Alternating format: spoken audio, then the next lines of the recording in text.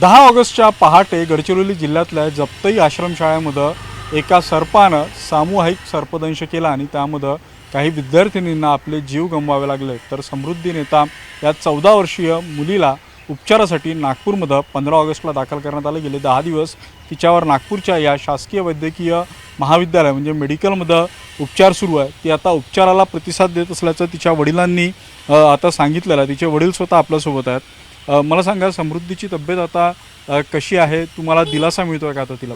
दिलासा मिळत आहे आणि ते डोळे वगैरे उघडत आहे, पूर्ण एक हात वगैरे हलवत आहे, त्याच्यामुळे आम्हाला थोडंसं बरं वाटत आहे।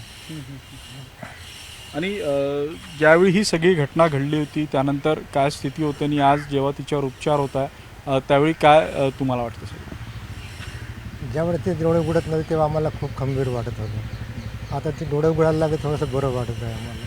म्हणजे आश आहे बाबा आपल्या म्हणजे मुलीची, नाही का? बरं, तिच्या आईची काय स्थिती आहे? तिची आई मानसिकदृष्ट्या आता सुदृढ होत आहे या सगळ्या घटनेत? हो, सर्व ठीकच आहे, तिथे दुरुस्तच होत आहे तिथं, नाही? आता तुम्ही गेले 15 दिवस समृद्धीच्या उपचाराच्या निमित्तानं नागपूरला, काही काळ गडचिरोलीला होता। तुमच्या शेतीची काय स्थिती आहे? कारण तुमच्या कुटुंबाचा उदरनिर्वाह शेतीवर। शेतीचा तर उदरनिर्वाह होतच आहे सर। आता आम्ही जेव्हा आलो तेव्हा पण शेतीकडे आमचं लक्षच नाही आहे। लक्ष म्हणजे आता आपल्याला झाला एकटाच भाऊ, म्हणजे एकटाच आहे मी। आता घरी छोटा भाऊ आहे, पण तो त्याचं घर थोडंसं दूर आहे। आता करतेच नाही करते मला माहीत नाही। आता खताचे पैसे वगैरे दिलं होतं, आता खत मारण्यासाठी मला टाईम भेटत नाही आता। परिवाराची चिंता म्हणजे इकडे समृद्धीकडे लक्ष, तिकडे परिवाराची। हो, परिवाराची चिंता। आणि घरी छोटी मुलगी आहे अनुष्का, तिच्याकडे सुद्धा लक्ष म्हणजे लक्ष द्यावं लागतं आम्हाला। पण आता इथं झालं, आता अजून पुन्हा किती महिने राहायला लागतील हे आम्हाला माहीत नाही आता।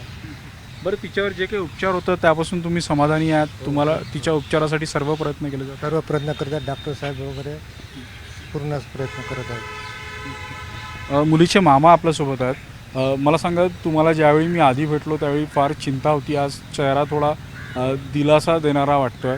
काय एकंदरीत तुमच्या भाचीची तब्येत आहे? कशा पद्धतीने रिकवर होत आहे? आता थोडं तिच्या डोक्याचं नाही का ऑपरेशन वगैरे केला, तर आता थोडा तिचे नाही का डोळे वगैरे खोलत आहे, आता इकडे तिकडे पाहत आहे आणि बोलला तर तिला समजत आहे थोडा, पण बोलू नाही शकत, पण समोर बोलू शकणार तशी आशा आहे आम्हाला।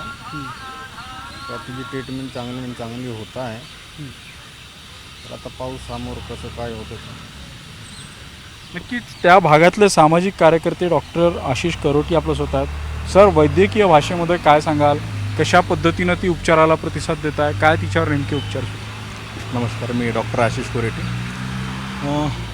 9 तारखेच्या रात्रीला म्हणजे जागतिक आदिवासी दिनाच्या रात्री जी घटना घडली जप्तला आश्रमशाळेमध्ये, त्यामध्ये 3 मुली तर झोपेतच मरण पावल्या होत्या आणि 3 मुलींना गडचिरोलीला रेफर करण्यात आलं होतं। त्यापैकी एक समृद्धी नैताम, दुसरी जी होती दीपिका मडावी, जिला एअरलिफ्ट करून नागपूरला आणलं होतं, आणि तिसरी जी होती ती गडचिरोली जनरल हॉस्पिटलमधनंच डिस्चार्ज झालेली होती।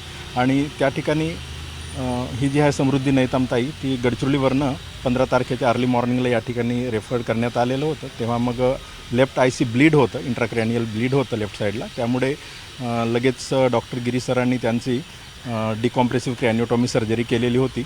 आता इम्प्रूव्हमेंट तर आहे, कॉन्शियस आहे पेशंट, कमांड्स पण फॉलो करते आहे, बट राईट अपर लिम लोअर लिम विकनेस आहे आणि लेफ्ट अपर लिम लोअर लिम मूवमेंट करते आहे आणि प्रॉपर ट्रीटमेंट पण सुरू आहे, फिजिओथेरपी पण होत आहे आणि न्यूरोफिजिशियन न्यूरोसर्जन्स पण येऊन बघून जातात आहेत, राऊंड होत आहेत प्रॉपर, आणि ट्रीटमेंटला प्रॉपर रिस्पॉन्ड करते आहे ती।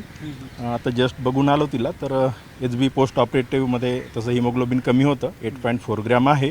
तर आम्ही 3-4 भावांनी आत्ताच ब्लड डोनेट करून या ठिकाणी आलेलो, तर येणारा समोरचा काढत सांगेल की बालीची तब्येत किती लवकर फास्ट रिकवर होईल आहे, आणि देवाच्या कृपेने ती होईल पण लवकर रिकवर। सर, साधारणतः असे उपचार ज्यावेळी चालतात त्यावेळी पेशंटला रिकवर व्हायला किती दिवस लागतं? तुमचा काय अंदाज आहे? ती पुन्हा एकदा वापस येईल? डिपेंड करतं प्रत्येकाच्या न्यूरोलॉजिकल कंडिशनवर, आणि बालीचं जसं डिकॉम्प्रेसिव्ह क्रॅनिओटॉमी झालेलं आहे तर थोडा वेळच लागणार आहे बालीला, आणि त्यानुसार प्रॉपर ट्रीटमेंट पण सुरू आहे, देवाच्या कृपेने होईल आहे लवकर।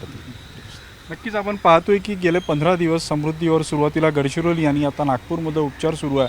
त्यामुळे एका बाजूनं समृद्धी बरी होत असल्याचा आनंद तिच्या वडिलांच्या चेहऱ्यावर आहे, तर दुसऱ्या बाजूनं ज्या शेतीच्या वर्षावर त्यांच्या कुटुंबाचा उदरनिर्वाह होतो त्या शेतीकडं परिवाराकडं दुर्लक्ष होत असल्याचं दुःख देखील त्यांच्या मनात आहे. लवकरच समृद्धी बरी होईल या आशेनं तिच्यावर उपचार सुरू आहे आणि डॉक्टरांच्या माहितीनुसार समृद्धी लवकरच या सगळ्या उपचाराला प्रतिसाद देत असल्यामुळे बरी होईल अशी माहिती मिळते. व्हिडिओ जर्नलिस्ट प्रशांत मोदीसह उदय तिमांडे, न्यूज 18 मराठी, नागपूर.